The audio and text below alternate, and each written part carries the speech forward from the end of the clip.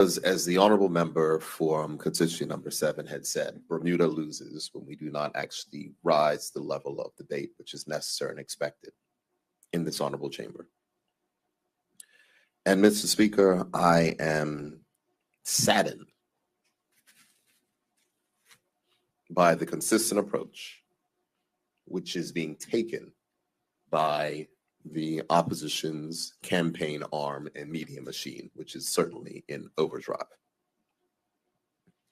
And during a debate earlier, I said that I certainly live rent-free in the opposition's head. There is never a point in time when they do not, have the opportunity to find a way to throw my name into something, which is fine.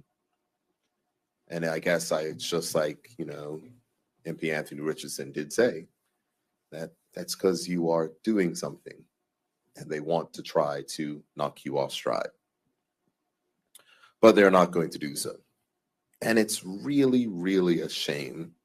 And I spoke to the opposition leader before he left because he's not in the chamber. But it's really, really a shame at the level of, I'm going to call it trash, Mr. Speaker. Trash that we get sometimes from the opposition. And what I'm speaking to, Mr. Speaker, is about a statement that was put out today by the opposition leader. Statement that was sent from the OBA media arm up there on top of the music box, or from the UK where I know their PR person is based.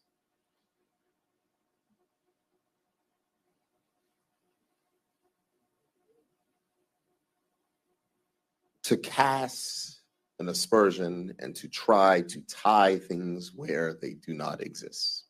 And it's troublesome because this is their modus operandi. And as I said, the opposition leader is not here, but I did tell him that I will address this particular issue tonight in motion to adjourn. And members of the media who contacted me, I said, listen to my motion to adjourn because I will address this issue tonight, motion to adjourn. But Mr. Speaker, members in the Ministry of Finance, certainly the Bermuda Monetary Authority, and myself as Minister of Finance has certainly been monitoring the activities which are taking place in our largest trading part of the United States with certain levels of instability in their banking system, with the second largest bank failure in U.S. history, which occurred last week. And certainly the impacts are far-reaching. And we've seen significant action that was taken by the federal government, even as much as a statement, Mr. Speaker, which I had to step out to listen to from the President of the United States this morning at 10 a.m. before the markets opened. But there was a bank failure last week, a bank failure the week before, and then action that was taken. The third bank that was closed, Mr. Speaker, was Signature Bank, and it was closed by New York regulators. Now, I'm not going to speak into specifics about it, but I do want to speak about the level of misinformation and misdirection which comes from the opposition. And so people in Bermuda can understand the truth and the facts. So we start, this is the opposition leader's statement. It says, following the closure of Signature Bank by New York regulators, opposition leader Cole Simmons noted that in 2019, Cole Simons noted that in 2019, the government, and I quote, unveiled its relationship with Signature Bank as a banking service solution for Bermuda's fintech companies. And he then asks, and I quote, now that this banking option is off the table, what is next for Bermuda's emerging digital assets and cryptocurrency industry? So, Mr. Speaker, rather than a measured approach, rather than a conversation with me here asking what is going on, how is this impacted, nothing. Nothing from the honorable member who has seen me from the morning session, saw me last weekend or last week when we were in the House, nothing.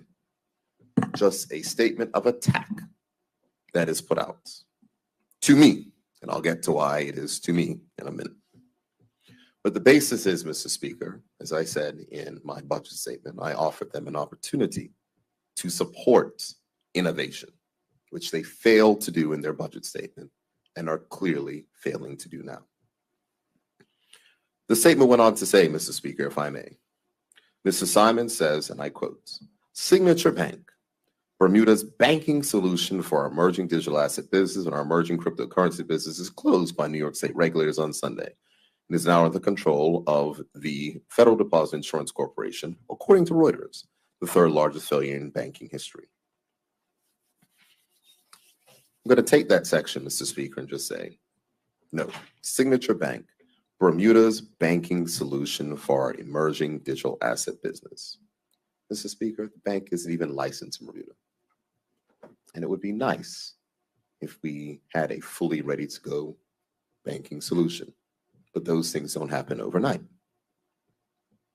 But here's where it is, Mr. Speaker, and I want to go with his quote. We'll go on. "What a blow to Premier Bert's emerging fintech and digital asset industry.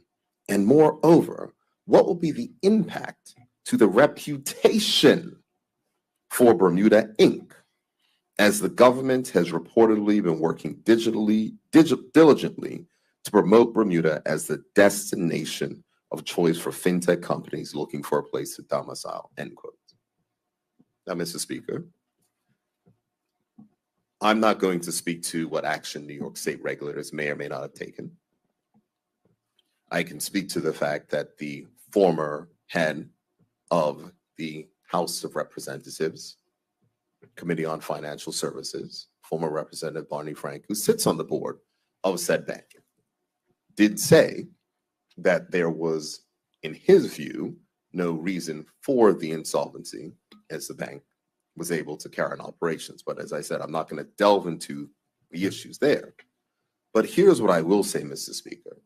How does the opposition get upon gloating on a situation that may happen overseas, which may impact businesses here that employ Bermudians? Mr. Speaker, one of their former members who used to sit in this honorable house works inside of this industry, heads up an office in Bermuda inside of this industry. There are many persons, we heard the opposition leader talking about young people who are coming back with their degrees, earning $135,000. They're working in this industry. I don't understand how it is a blow to Premier Bert. It is a blow to those persons who may be affected. This is the point, Mr. Speaker. It is as though if they are so blinded by their hatred and animosity towards me, that they would put out a statement like this to use a situation that has absolutely nothing to do with Bermuda and an attempt to try to tie it in somehow and attack. But it gets worse, Mr. Speaker. The statement then goes on to say, in a media release from February 2019, the Bert government unveiled its relationship with Signature Bank as a banking service solution for Bermuda's fintech companies and boasted that, subquote, Bermuda is setting itself apart by providing regulatory certainty combined with a world-renowned reputation for transparency and the highest standards for global compliance. Signature Bank's endorsement showcased how Bermuda is competitively placed to advance the pace of digitization of global commerce as modern technologies applied in the highly regulated world of finance. No problem there, Mr. Speaker. Here's the thing. The Bert government unveiled its relationship. Here's the truth, Mr. Speaker.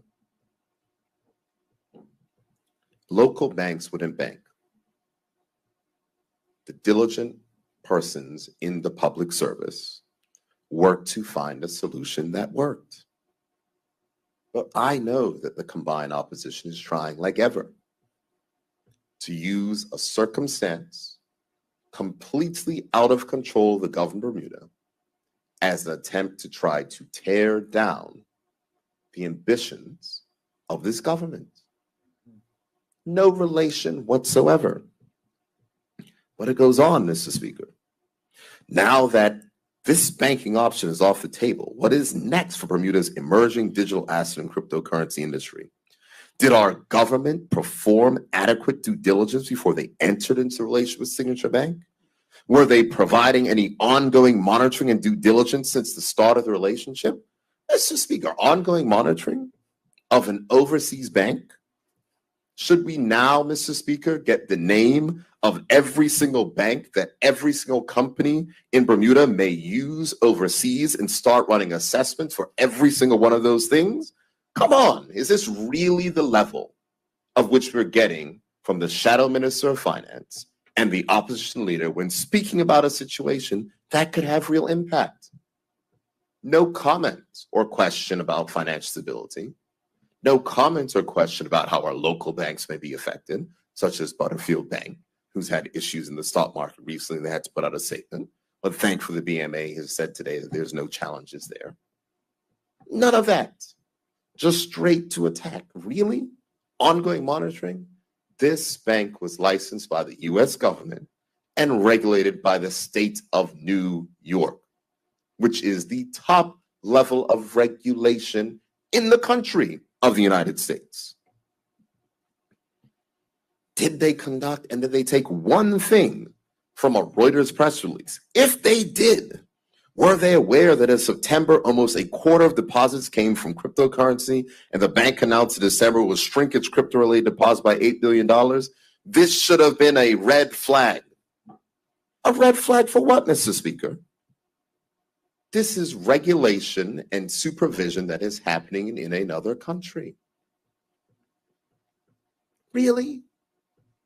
So desperate to try to tear down the ambitions of this government. So desperate that even when we're in the budget debate, the thoughts that knowing that there are big companies looking to come here who have met with the opposition, and they could even take the opportunity in their budget statement to say, we support. And it is classic. Anything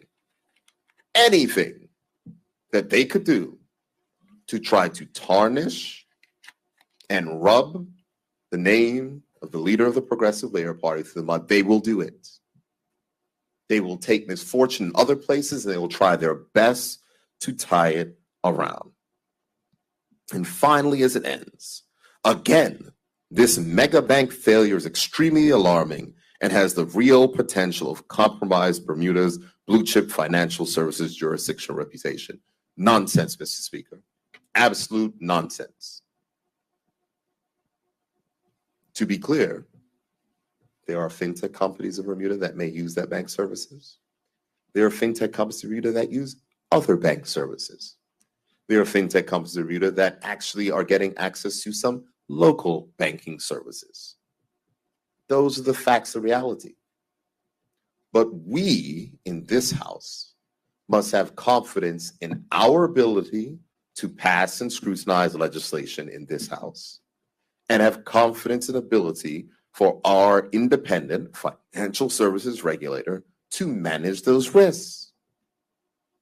But let's get away from this nonsense of trying to use any type of misfortune, completely unrelated, and tie it in to me, Mr. Speaker. Because the fact is that the reason why there are companies looking to come to Bermuda, the reason why there's companies that are set up in Bermuda, the reason why their foreign member is heading an office in Bermuda, the reason why there's digital asset insurers in Bermuda, the reason why there is more capital coming to those insurers in Bermuda is because of the work of this government, Mr. Speaker. This government.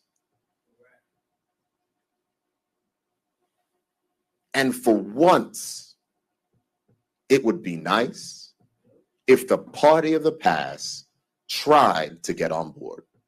But as has been said, they show their spots all the time. Take the opportunity to try to tear down. But here's the thing, Mr. Speaker. The people of this country see it for what it is. And they remember, as I say all the time, Mr. Speaker, they are the past and we are the future. They are tied to this old school thinking of nothing can progress. And we see above the horizon or beyond the horizon to say that we want different and better for the future of this country. So we are going to continue, Mr. Speaker, undaunted, because guess what? Challenges will arise every single time. The measure of a government is not what you do in the face of challenge. The measure is how you overcome those challenges when they come. We will press forward, we will press ahead, and no amount of sniping from the PR operation, the One Bermuda Alliance, is going to deter us from making sure that we press ahead to make Bermuda a leader in financial services and the digitization of financial services, Mr. Speaker. So I needed to address that today. And with that, Mr. Speaker, I wish you and all members a good night.